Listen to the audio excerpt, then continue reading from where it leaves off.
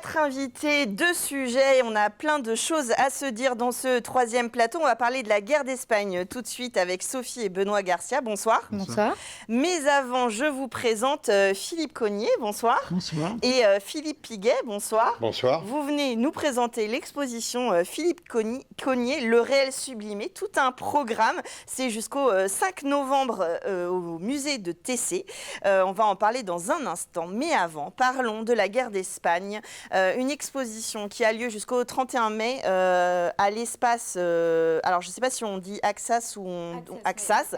C'est avenue du Général de Gaulle, c'est en face des cinéastes. Oui, voilà, c'est ça, c'est en bas. En bas, sous les cinéastes. Une exposition sur la guerre d'Espagne. Racontez-moi l'histoire, c'est la collection à la base de votre père à tous les deux. Voilà, c'est ça. Papa nous a quittés au mois d'août et c'était un grand passionné de la guerre d'Espagne qui faisait écho aussi à notre nom de famille, espagnol, Garcia.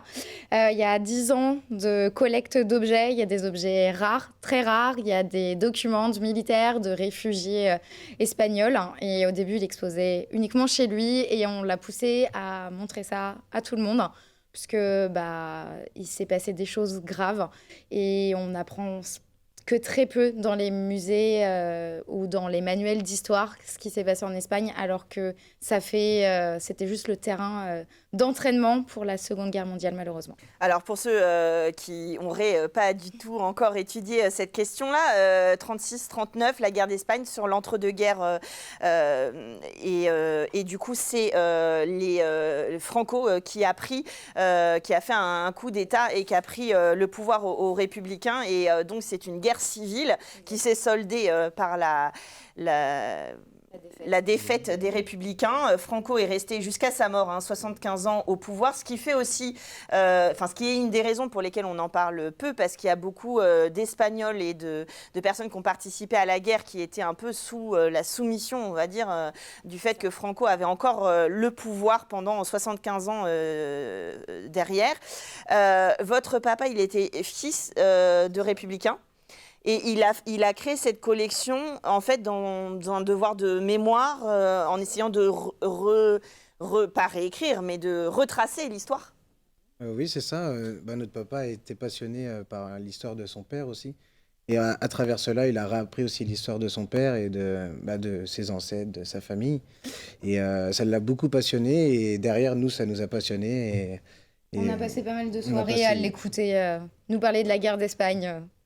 Et du coup, ce qui est assez incroyable pour la petite histoire, c'est que, comme vous le disiez, votre père est décédé et vous avez reçu quelques semaines après un mail des archives départementales qui lui étaient adressées pour exposer ces archives-là. Donc évidemment, c'était un espèce de message pour vous qui vous a donné envie de continuer à présenter son travail. Exactement, pour ne pas l'oublier, et ne pas oublier aussi ce qui s'est passé, ce qu'il a essayé de nous enseigner. Et lui rendre hommage aussi. Bien sûr. Alors, cet hommage, il a lieu donc avec ces expositions.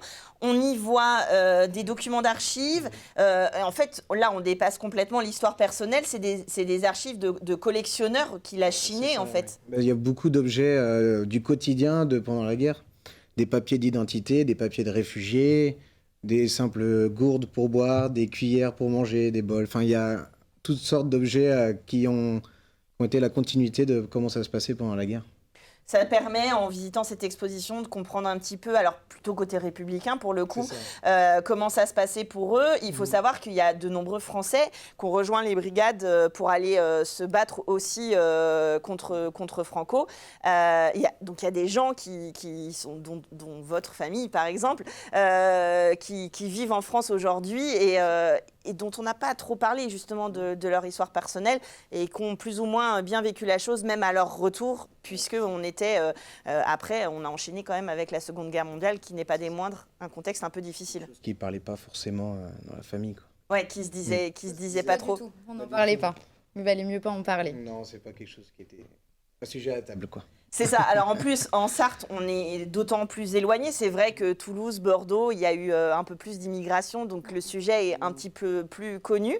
Est-ce que cette divulgation, on va dire, de la collection de votre père au public, est-ce que vous avez fait des rencontres? Cette exposition, elle a été donc présentée aux archives départementales.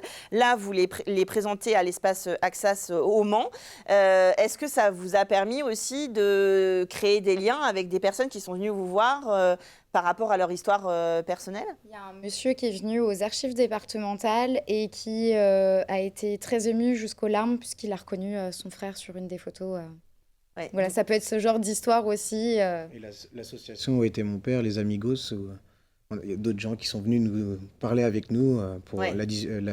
pour les objets de notre père, et du coup on a pu parler avec eux de tout ça. Et puis ça permet aussi la diffusion, l'explication des pièces d'exposition pour Exactement. le public, parce que c'est vrai que voilà, si on ne connaît pas, il faut un petit peu contextualiser les choses pour mieux les comprendre. C'est ça, exactement. C'est assez méconnu quand même. Alors, vous allez continuer cette collection. Est-ce que vous allez continuer le travail de fourmi amorcé par votre père?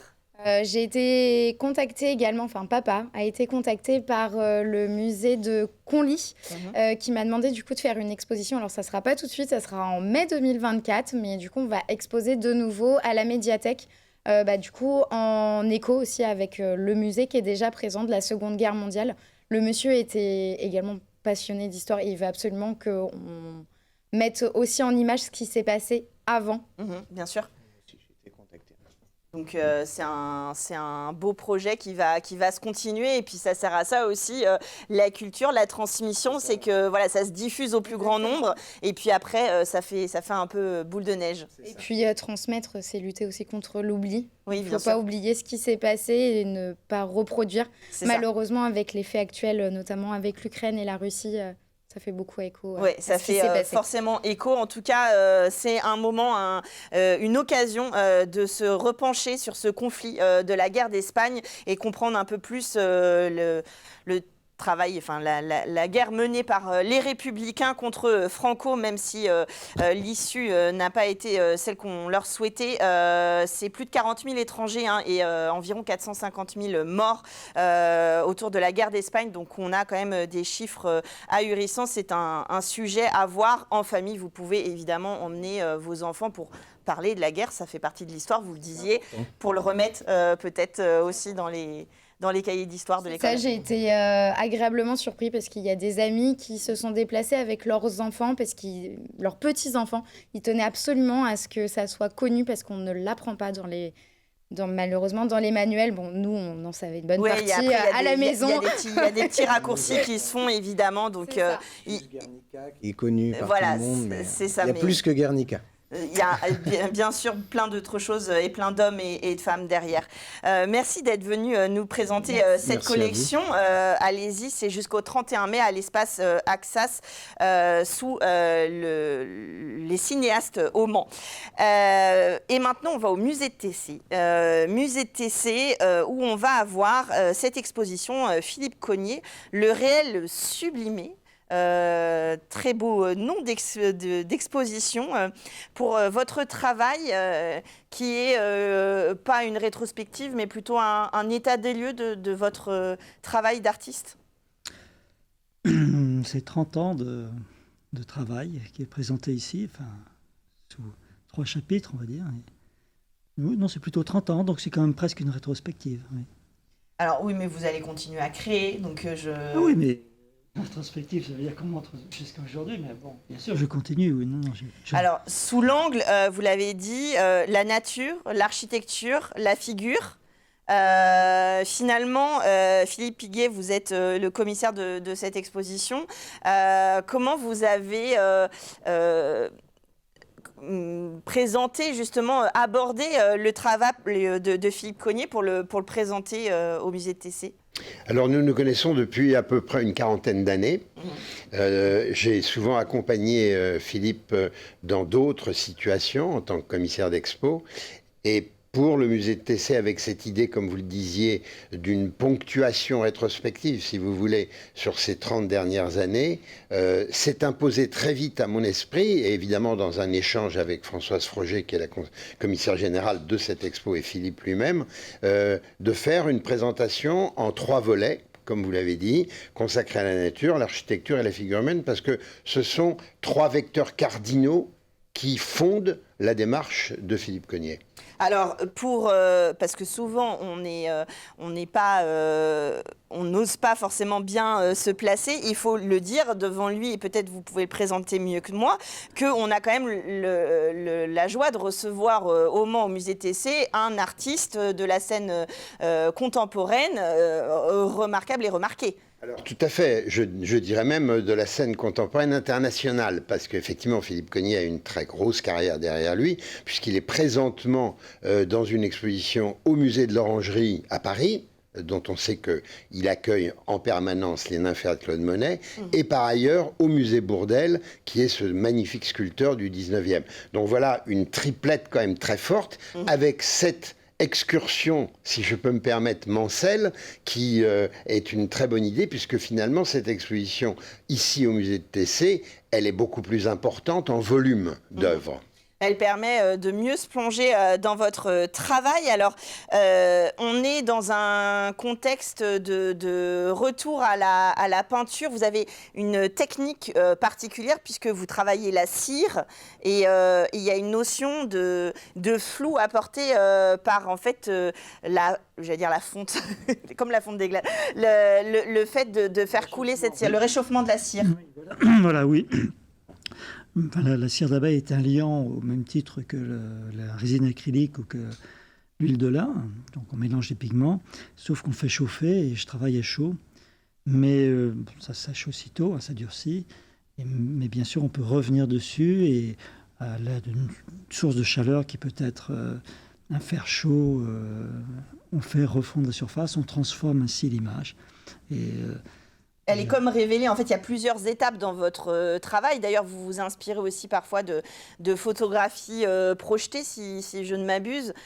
Ou de photographie tout simplement, ou du réel. Enfin, tous les éléments me servent. Ça dépend des sujets, ça dépend de ce que je veux faire. Et après, vous travaillez justement sur la toile. Et puis, il y a cette étape, je ne sais pas si c'est l'étape finale, mais en tout cas, il y a ces 2 moments entre le moment où vous dessinez et le moment où vous apportez ce flou. Ben, je peins mon tableau comme avec un pinceau que je trempe dans différents pots. Et une fois que la surface est recouverte, j'appose un film transparent et je viens repasser sur ce film, ce qui va faire que la couche de peinture va se diluer sous le film, bien sûr. Et ensuite, j'enlève le film transparent et ça révèle une image différente, évidemment, de celle que j'avais peinte au départ. Cette part d'accident, ou maintenant je pense que vous maîtrisez l'accident, mais en tout cas ça donne ce côté impalpable en fait du travail, ça rajoute à la magie. Est-ce que ce travail, vous avez travaillé aussi la sculpture? Vous avez été inspiré, vous avez jeune, vous étiez au Bénin, si je me trompe. Il travaille aussi beaucoup la cire. Est-ce que ça a été c'est ce travail de matériaux, de bricole autour d'une création? Est-ce que ça a joué un petit peu dans votre Oui, je pense que notre enfance joue beaucoup. Moi, j'ai passé 12 années entre 5 ans et 17 ans au Bénin. Donc je pense qu'on s'imprègne évidemment quand on est jeune comme ça, quand on est adolescent. On est comme des éponges, on absorbe toutes ces sensations, tout ce que la nature ou l'environnement peut nous procurer. Et après, dans notre vie d'adulte, on essaye de comprendre un petit peu tout cela. Et je pense que la cire, que ce soit la cire, que ce soit le bois, parce que quand je sculpte, je sculpte beaucoup sur bois au départ. Enfin, tous les éléments, même l'iconographie, tous ces éléments-là viennent sûrement de l'enfance. Enfin, sûrement, je dis. Bien sûr, après, il y a plein de choses qui viennent se rajouter parce qu'on continue d'évoluer évidemment tout au long de sa carrière et de son travail. Oui. Par rapport à la peinture à la cire, ce que je voudrais préciser, c'est que c'est une technique très ancienne qui remonte à l'Égypte ancienne.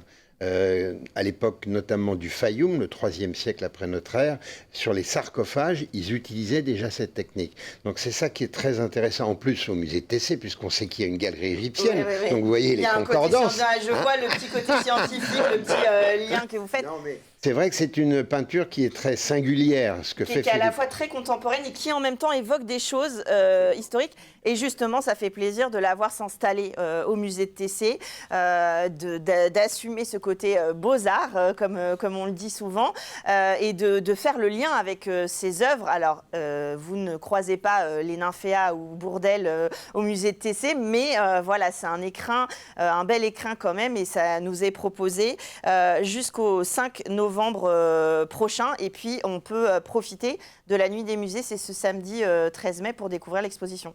Vernissage vendredi prochain à 18h. Voilà, donc rendez-vous est pris avec les Sartois et même au-delà. Vous n'avez pas besoin d'aller à Paris, à l'Orangerie. Vous allez au musée de Tessé pour découvrir Philippe Cogniet, le réel sublimé et cette fleur sublimée, je pense que c'est une fleur si je ne m'abuse, qui orne les affiches un petit peu partout dans la ville. Merci d'être venu nous présenter ce travail et de nous l'avoir amené, Philippe Piguet. Et puis, donc, je répète, vous avez jusqu'au 5 novembre pour avoir cette exposition. Et puis, n'oubliez pas, vous avez jusqu'au 31 mai pour aller découvrir la guerre d'Espagne, le conflit de la guerre d'Espagne à l'espace Axas, avenue du Général de Gaulle. Et puis, nous, on finit en musique, en légèreté et en dansant dans Culturel.